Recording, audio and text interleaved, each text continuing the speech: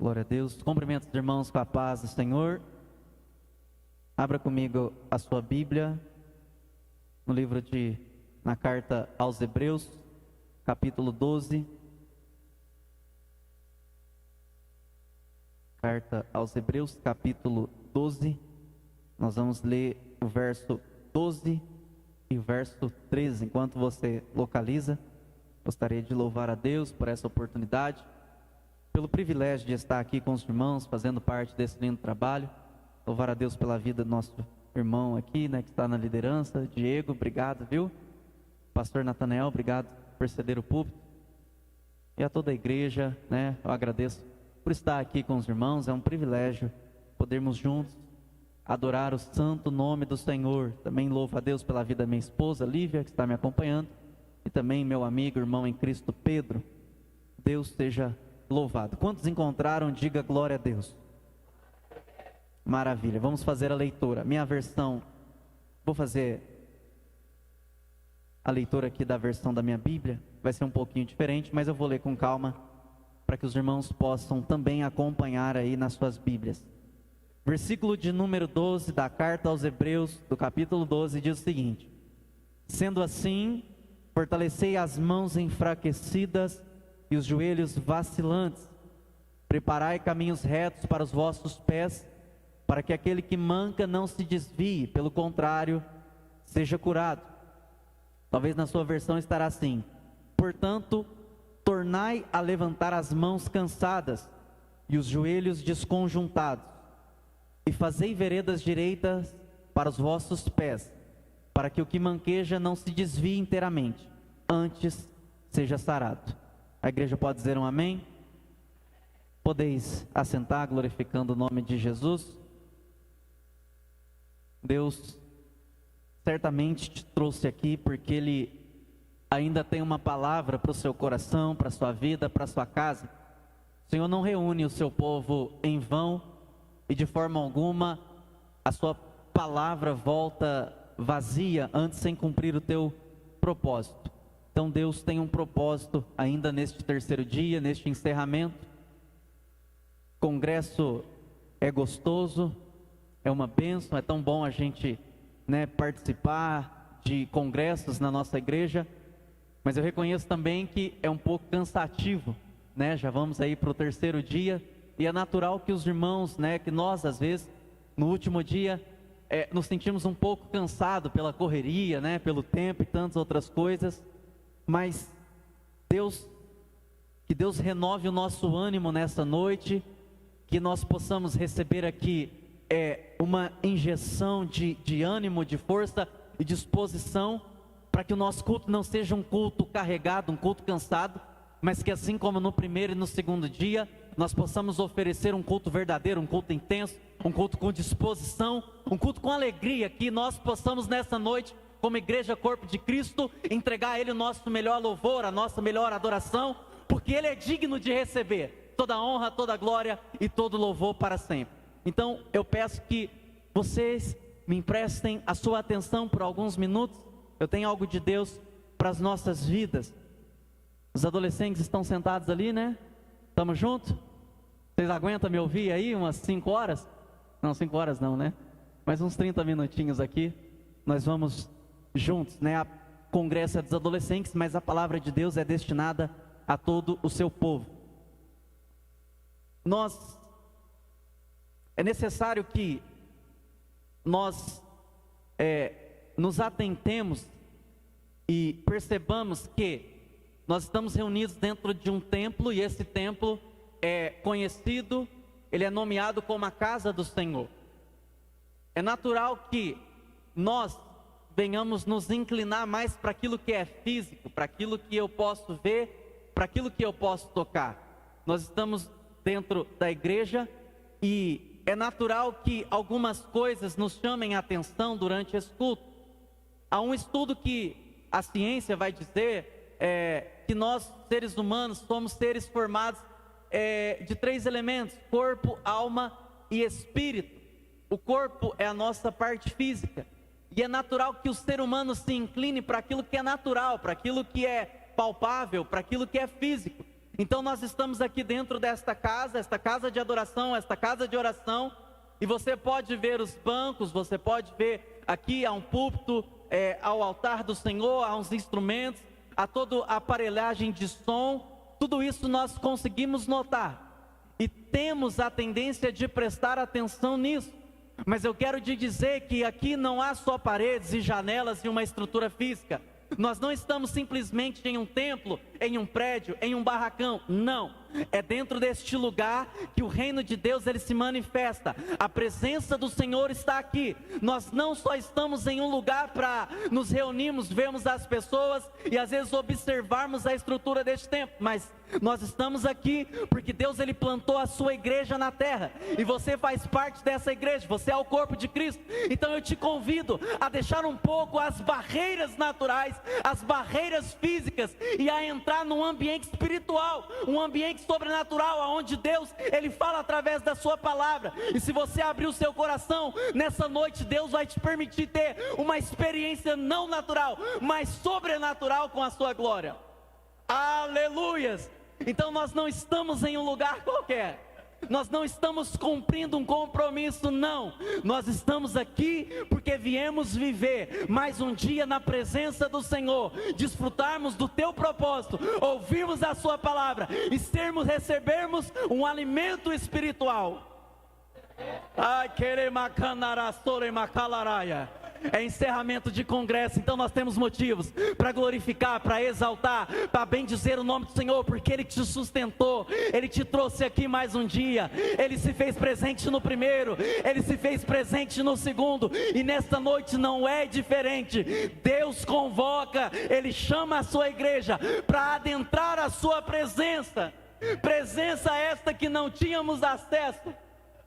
Mas o véu do templo se rasgou, e agora a sua igreja tem a possibilidade, a oportunidade de adentrar com ousadia na tua presença. Louvado seja o nome de Jesus. O mundo tenta destruir os valores que estão dentro dessa palavra. Essa palavra, ela é a revelação do amor, é a revelação do poder de Deus, é a forma como Deus se permitiu ser revelado ao povo, à humanidade. Deus, através da sua palavra, revela toda a sua obra. Aleluia. Então, precisamos nos atentar para isso, porque é Deus falando com o seu povo, é a revelação divina para a nossa vida. E o mundo, o sistema do mundo, tem tentado tirar do nosso coração esse valor, essa percepção, essa sensibilidade de que este não é apenas um livro, não é um livro de autoajuda, é um livro de ajuda que vem do alto. Não é um livro que você lê e simplesmente adquire conhecimento, não. Há uma frase que vai dizer que este livro, a Bíblia Sagrada, é o único livro que você lê na presença do autor. Porque da maneira em que nós vamos lendo e nos debruçando, o nosso coração começa a queimar e o Espírito Santo começa a revelar coisas extraordinárias para as nossas vidas. Aleluias! Mas o mundo tem tentado deturpar isto, tem tentado tirar a Bíblia das nossas mãos. Nós somos a geração do celular, da tecnologia. Isso não é algo negativo ou ruim, isso é bom. Se soubermos usarmos é muito bom. Mas eu não posso abandonar este livro. Eu não posso passar mais horas navegando pelas redes sociais do que me debruçando nesta palavra. Porque esta palavra vai trazer para a nossa vida transformação, vai trazer para a nossa vida sabedoria, vai trazer para a nossa vida poder. Aleluias! Louvado seja o nome do Senhor. Alguém um dia, preste atenção, alguém um dia teve acesso a um conhecimento tão extraordinário e entendeu que essa informação da qual ele recebeu, da qual ele teve a oportunidade de vivenciar, essa informação não podia ficar só com ele. Essa informação era tão extraordinária que alguém entendeu, essa informação ela deve ser transferida. as pessoas precisam também ter acesso a essa informação. Que informação é essa? Existe um Deus poderoso, verdadeiro, que criou os céus e a terra, fez o homem à sua imagem e semelhança e deseja se relacionar com o homem. Mas é interessante que quando essa informação ela é apresentada, ela chega ao conhecimento do ser humano, da humanidade, no início não tinha como anotar essa informação. Não tinha celular para salvar no bloco de notas ou WhatsApp para eu mandar para alguém. Então essa pessoa entendeu, eu preciso transmitir essa mensagem. Eu conheci um Deus e esse Deus deseja se relacionar com o seu povo. Então ele começa a falar para todos aqueles que ele via pelo caminho ou a quem pertencia a sua geração.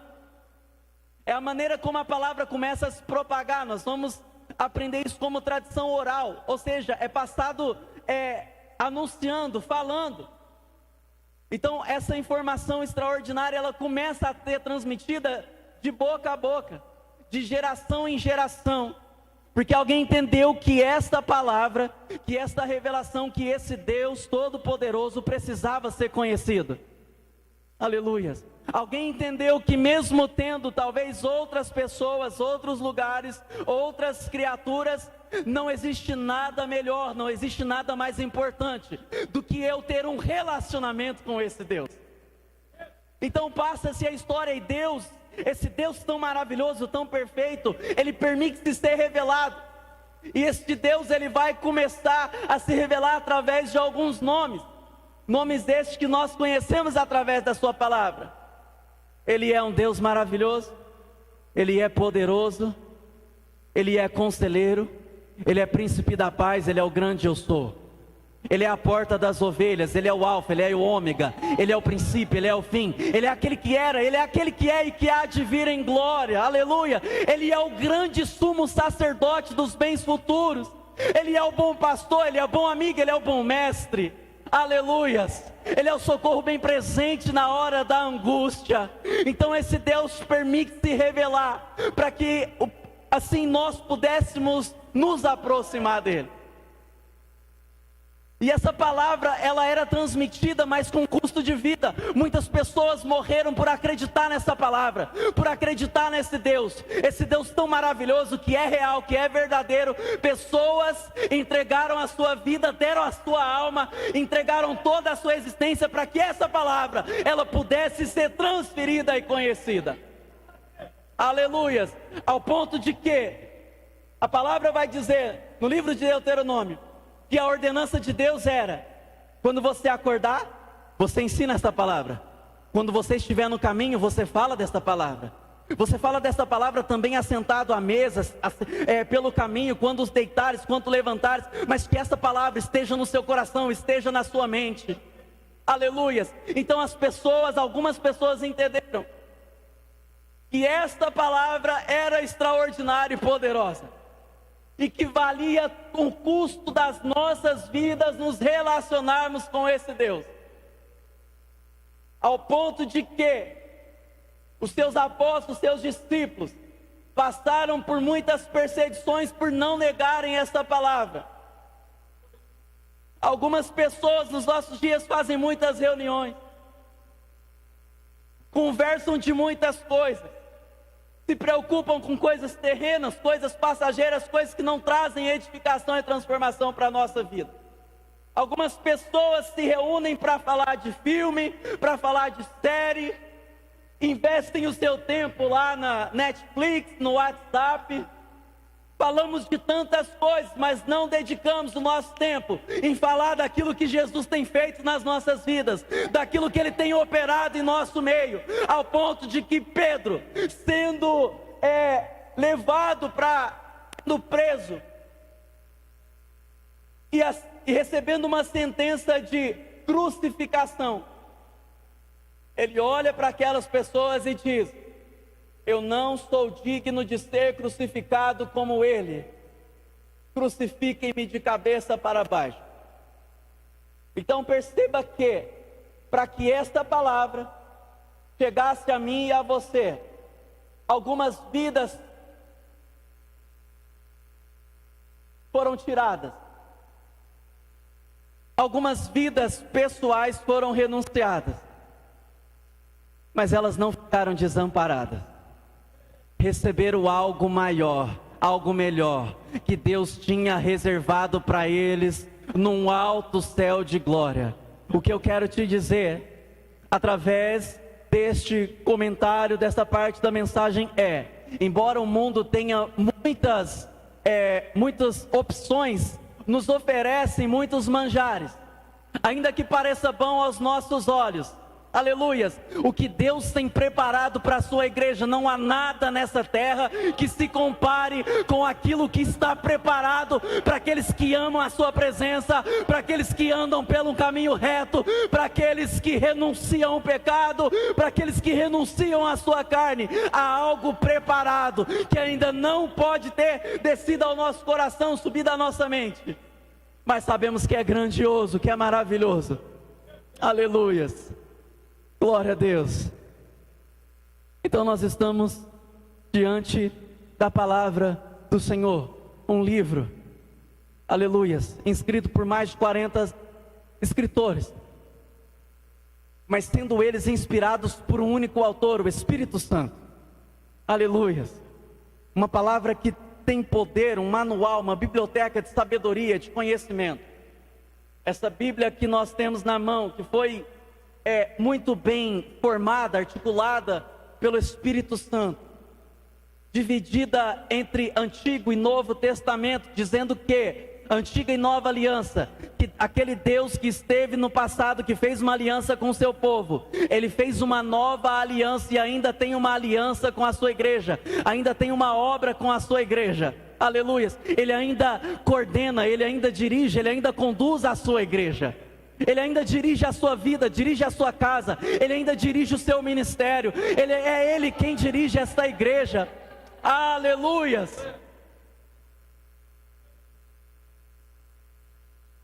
Apesar de ser um livro complexo, um livro grande, que narra diversas culturas, diversos acontecimentos, diversas pessoas diferentes, há uma mensagem central, que é anunciar a salvação.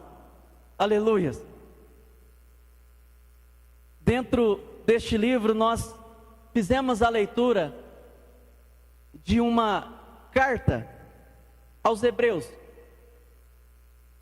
E o interessante, quando nós vamos ler uma carta, você olhar as outras cartas que estão dentro da Bíblia Sagrada, você vai perceber que ela tem, todas as cartas, quando vão ser escritas, é necessário que ela tenha um remetente, que é quem escreve, um destinatário, que é quem recebe esta carta, e ela tem um objetivo dentro desta carta.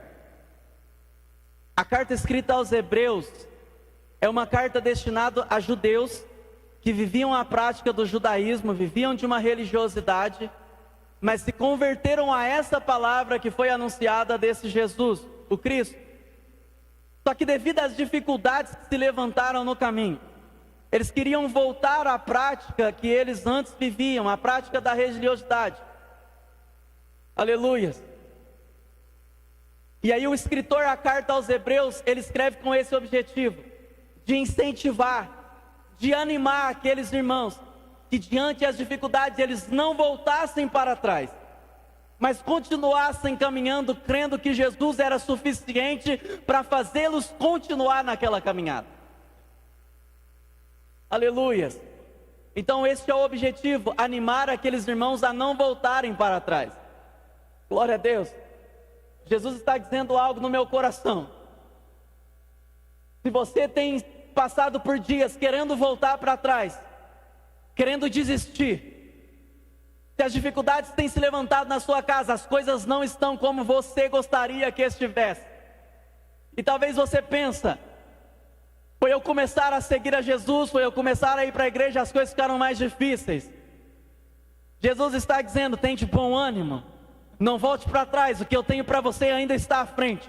Eu estou cuidando da sua casa, eu estou cuidando da sua família, eu ainda tenho planos para realizar na sua vida, só que você precisa continuar caminhando. Aleluias. Então esses irmãos queriam voltar para a sua vida, mas o escritor da carta dos Hebreus, ele vem escrevendo para animar esses irmãos. Aleluia, glória a Deus. Então nós sabemos que o destinatário, aqueles que receberiam essas cartas, são os judeus convertidos a Cristo, que queriam voltar para trás por causa das dificuldades. O objetivo da carta é animá-los. Mas quando nós vamos olhar para o remetente dessa carta, nós não temos essa informação. Diferente da carta aos Coríntios, a carta aos Efésios, a carta à igreja de Gálatas, aonde Paulo se apresenta, a carta de Tiago, a carta de Pedro, a carta de Judas, a carta de Hebreus, nós não temos informação de quem escreveu essa carta. E até hoje há uma discussão para saber quem escreveu essa carta. Há uma discussão teológica e quem você acha que foi? Você acha que foi Paulo? Você acha que foi Apolo? Você acha que foi Priscila e Áquila? E eu fazendo um desse questionamento, pastor, o Espírito Santo revelou algo no meu coração. Quando nós lemos a carta de Hebreu, ela é extraordinária, porque o escritor, ele traz com detalhes toda a superioridade de Cristo.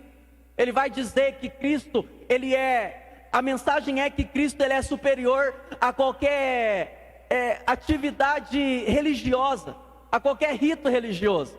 E ele vai declarar que Jesus, ele é superior aos anjos. Jesus também é superior a Moisés. E Jesus também é superior aos sacerdotes. Aleluias. Os anjos são mensageiros, mas Jesus é a mensagem. Os anjos são adoradores, mas Jesus é adorado. Aleluias. Os anjos são criaturas, mas Jesus, ele é o Criador. Moisés falou das coisas que aconteceriam no futuro, mas foi Jesus Cristo quem as realizou. Os sacerdotes entravam e saíam frequentemente, diariamente, oferecendo sacrifícios de animais. Mas Hebreus capítulo 9, verso 11 vai dizer que uma vez, ele entrando no santuário, ele se apresentou como sacerdote, mas também como sacrifício. E através do seu sangue ele efetuou uma eterna redenção. Ou seja, agora nós não precisamos mais dos bodes, dos bezerros, porque Jesus, como um cordeiro mudo, ele foi levado ao matadouro, e o seu sangue tirou todo o pecado da humanidade. Então Jesus, ele é superior. Ele é o sumo sacerdote. Ele é o justo juiz. Ele é a mensagem, ele é o unigênito do Pai. Eu sinto a presença de Deus nesse lugar. Se você pode, pelo menos por alguns minutos, levante a sua mão, glorifique a esse Deus, exalte a esse Deus, porque Ele é digno de receber a nossa adoração. Então Jesus, ele é superior a toda atividade religiosa. E se ele é superior a Moisés, se ele é superior aos anjos, se ele é superior aos sacerdotes, o que dirá aquele problema que você tem enfrentado na sua vida? Ele também é maior que o seu problema. Ele também é maior que a sua preocupação. Ele também é maior que a sua enfermidade, que a sua dor. Ele é superior, ele é nome sobre todo nome.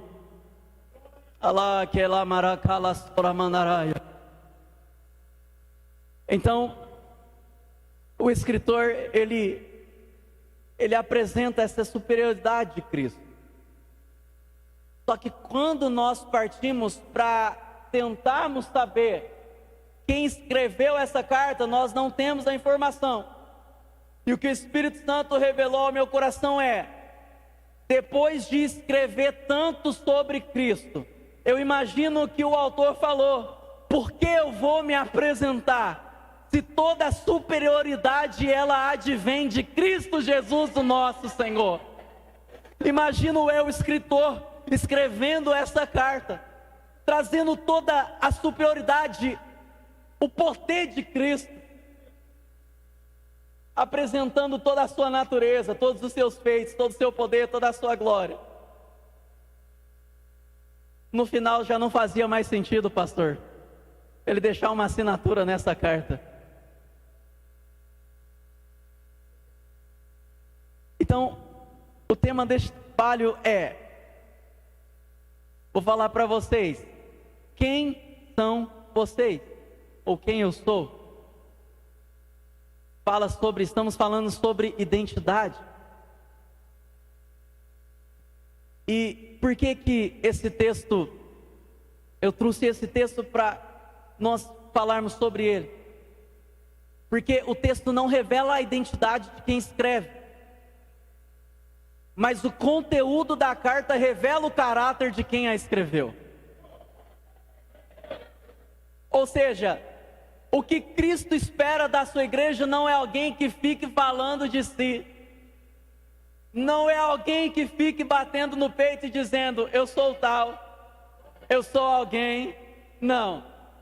O que Cristo espera da sua igreja é que as nossas atitudes, as nossas ações revelem o nosso caráter. Filipenses vai dizer, tendes em vós o mesmo sentimento que houve em Cristo Jesus, que sendo Deus não teve por usurpação ser igual a Deus, mas esvaziou-se da sua glória, tomando a forma de servo. Então, se ele, sendo Deus, esvaziou de toda a sua glória, quem sou eu para me apresentar a ele com reservas ou limitações? Se ele se esvaziou de toda a sua glória, nós devemos nos esvaziar de todas as nossas emoções que nos aprisionam, de todas as nossas limitações humanas, do nosso corpo físico, da nossa carne, e nos apresentarmos a ele como sacrifício vivo, santo e agradável a Deus. Aleluias, glória a Deus. Quantos sentem a presença de Deus? Deus está neste lugar, Ele está nessa palavra.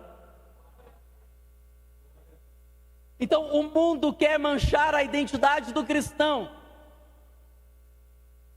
O que ainda não deixa o mundo entrar em um caos total, em uma desordem total, ainda é a igreja. Porque a igreja, ela é conservadora, ela conserva os princípios cristãos, o princípio da palavra. O que é errado e o que é certo. O que é mentira, o que é verdade. Mas o mundo quer dizer que a verdade é relativa.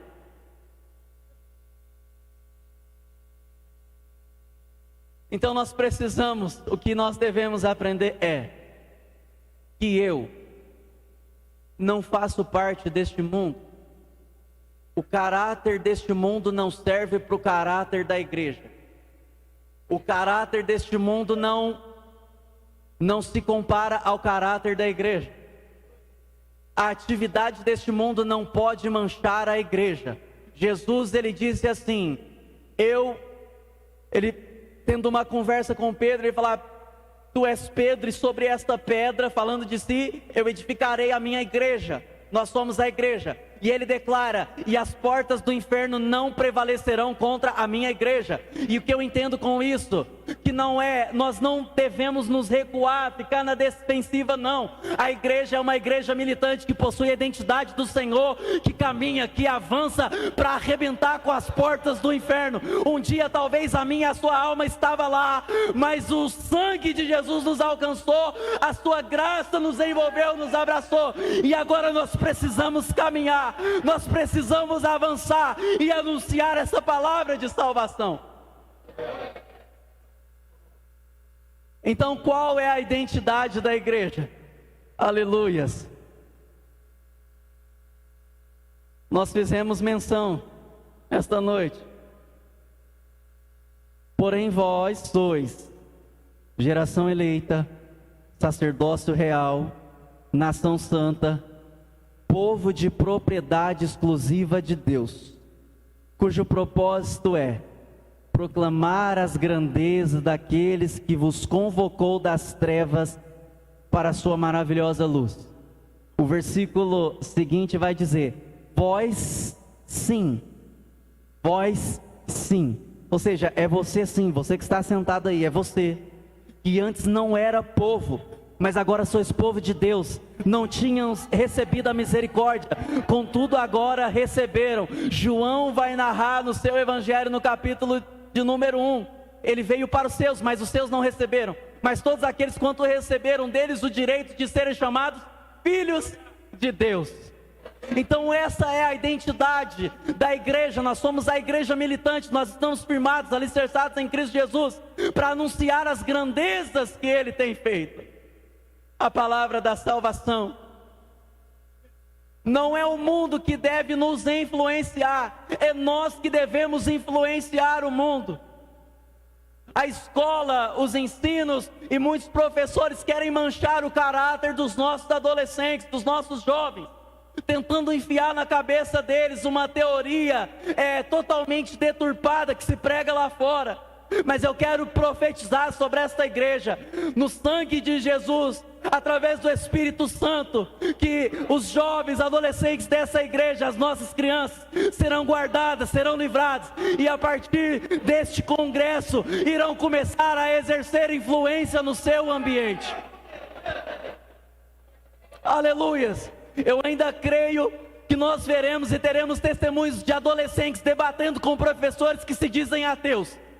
E a autoridade, a unção que está sobre a vida deles, que está sobre esta igreja, irá transformar todo este pensamento e este ambiente a qual nós estamos vivendo. Nós estamos no mundo, mas não pertencemos a ele. Glória a Deus.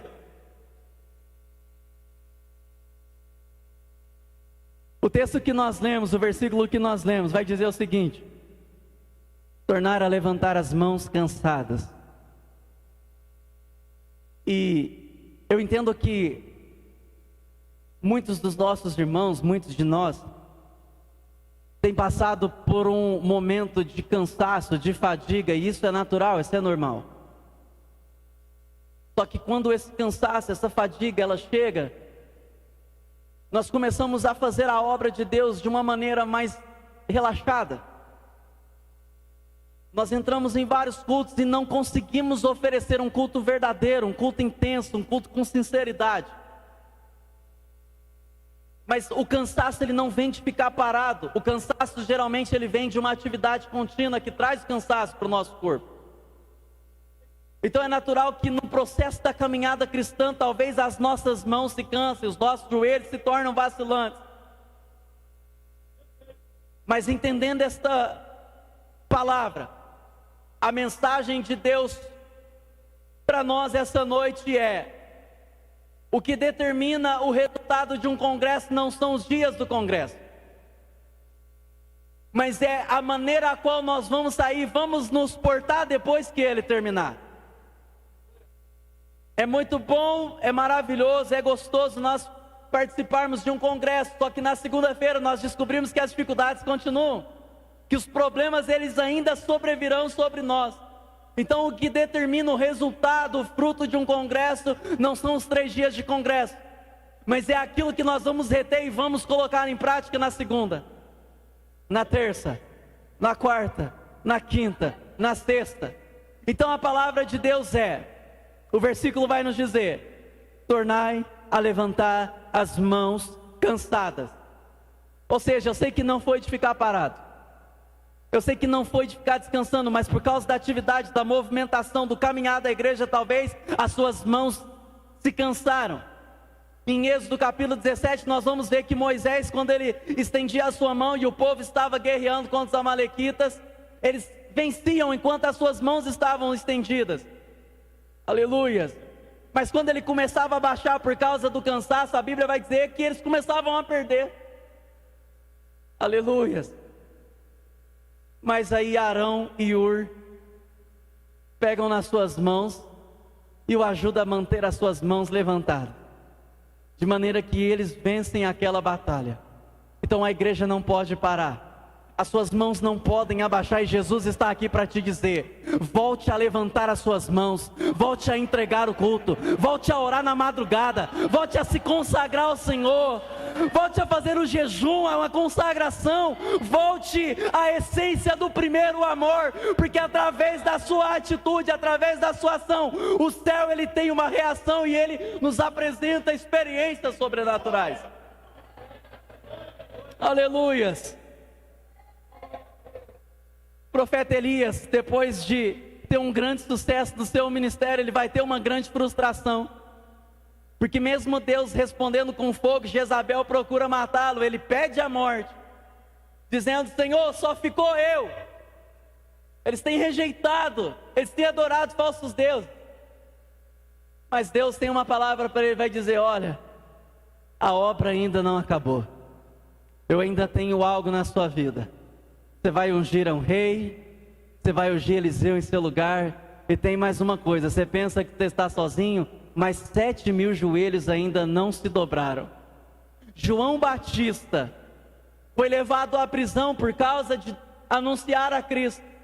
No momento do cansaço, olha quem é João Batista. Ele vai declarar, ele vai mandar alguns dos seus companheiros a falar, vai até Jesus e pergunta se ele mesmo é o Cristo que nós estávamos esperando, ou se nós devemos esperar outro. Quantas vezes nós temos a atitude de João Batista, de achar que Jesus não é suficiente, de achar que a sua palavra não vai se cumprir. Mas quando eles chegam diante de Jesus, a resposta não é a que João esperava. Jesus não declara, não, sou eu sim. Ele vai dizer, vai lá e fala para João, os cegos veem, os surdos ouvem, os leprosos são limpos, os mortos são ressuscitados e o evangelho é anunciado aos pobres. Aleluias. Então Deus está dizendo, torna a levantar as suas mãos cansadas, fortalece os seus joelhos, continua caminhando, continua fazendo, fazei veredas direitas para os vossos pés, para que aquele que manqueja, ele não se desvie inteiramente, mas antes ele seja curado. Embora você esteja se rastejando dentro da casa do Senhor, talvez você chegou aqui cansado, afadigado, talvez triste, pensando, Senhor, o que eu vou fazer da minha vida? Mas Deus ainda está dizendo, tem alguém que ainda está olhando para você, vendo você caminhar, vendo você não desistir, vendo você louvar a Deus, mesmo na dificuldade, mesmo faltando talvez o alimento, faltando dinheiro, você ainda continua aqui, e talvez alguém está olhando para você pensando em desistir, mas olhando para você fala, se ela não desistir, eu também não vou desistir, se ele não parou, eu também não vou parar. Então Jesus está dizendo, levante as suas mãos, volte a adorar, volte a acreditar, volte a glorificar, comece a caminhar, a caminhada ainda não terminou, eu estou te preparando para uma grande obra. Aleluias. Oh, aleluias. É interessante porque às vezes algumas palavras de Jesus parecem difíceis de serem aceitas, né? Jesus chega diante de uma viúva, e talvez você vai pensar isso, nossa, mas eu estou tão sem força, eu estou tão cansado. Mas Jesus, ele chega diante de uma viúva que está enterrando agora o seu único filho. Ela está num processo de luto, ele está enterrando, sepultando o seu filho, já era viúva. E o interessante é que ele chega diante desta mulher, ele está chorando, está no processo de luto. E aí a palavra de Jesus para ela é, não chores. Parece até irônico de Jesus. Como que você chega num luto, né, num enterro, e você fala para a pessoa que está enterrando ali o seu ente querido, não chora. Aleluia. Só que como Jesus chega diante daquela mulher e fala, não chores, e só Ele pode dizer e declarar, não chores, porque Ele pode acabar com aquele sofrimento. Ele toca no caixão e o menino se levanta. E o que ressuscita não é apenas o filho de uma mulher, mas é como se a sua vida voltasse a ter sentido. É como se essa alegria voltasse. É como se o sorriso imediatamente interrompesse as lágrimas. É dessa maneira que Jesus nessa noite declara para esta igreja: torne a levantar as suas mãos ainda que cansadas, fortalecei o seu joelho desconjuntado e fazei caminhos retos, veredas direitas para os vossos pés. Aleluias. Porque Deus ainda tem um propósito na sua vida.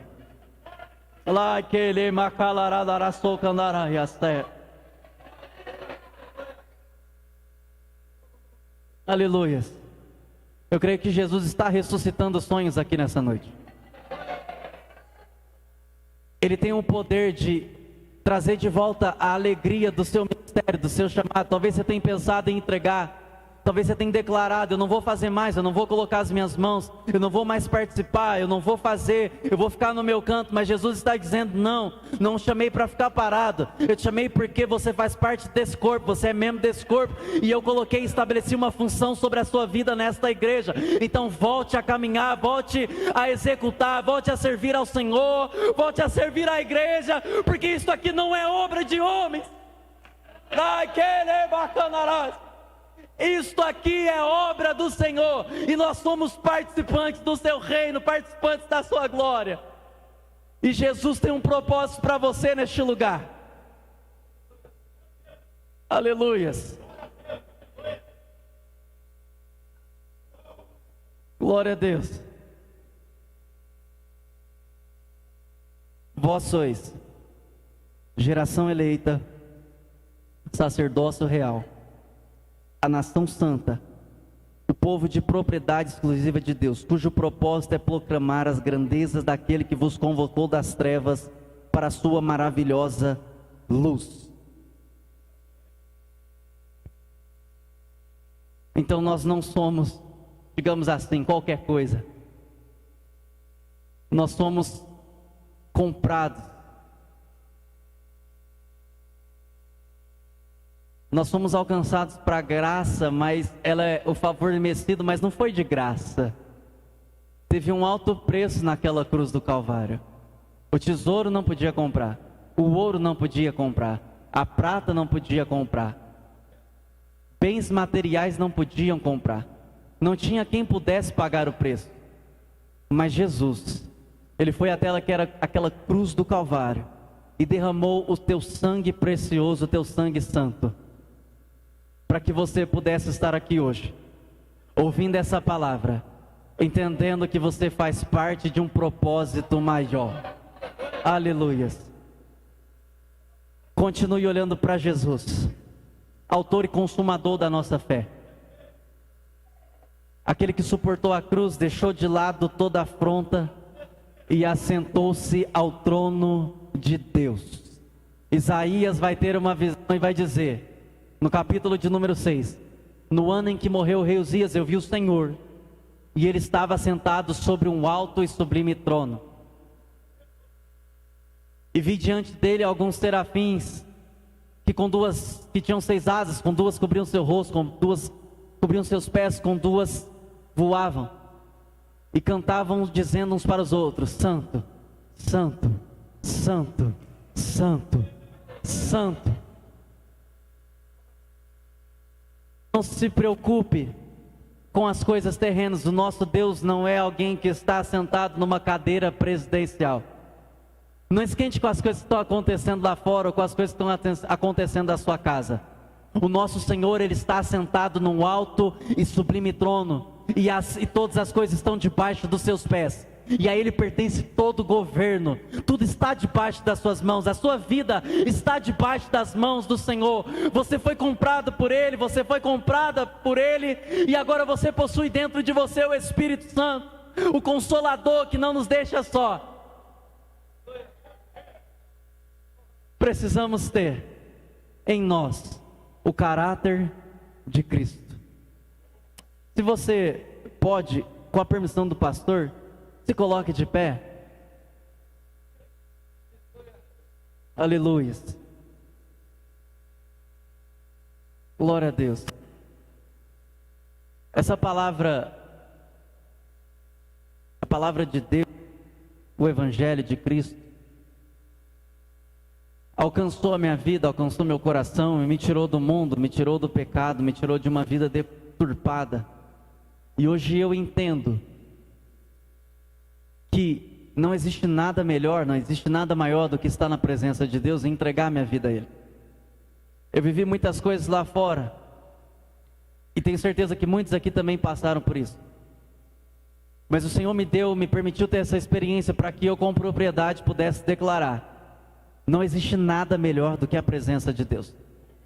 Não existe nada melhor do que ter um caráter de Cristo. Não existe nada melhor, não é careta você ser alguém que faz as coisas certas. Não é careta você renunciar à bebida, à balada, às festas, à prostituição, para viver uma vida íntegra, uma vida reta. Não há nada melhor do que você, mesmo tendo problemas, olhar para o alto e saber que de lá vem o nosso socorro. Mas assim como essa palavra alcançou meu coração, me trouxe para a presença de Jesus. Eu queria saber se tem alguém que entrou aqui essa noite, que está distante dos caminhos do Senhor, ou que ainda não confessou Ele como seu único Salvador, e gostaria de entregar nessa noite a sua vida para Jesus.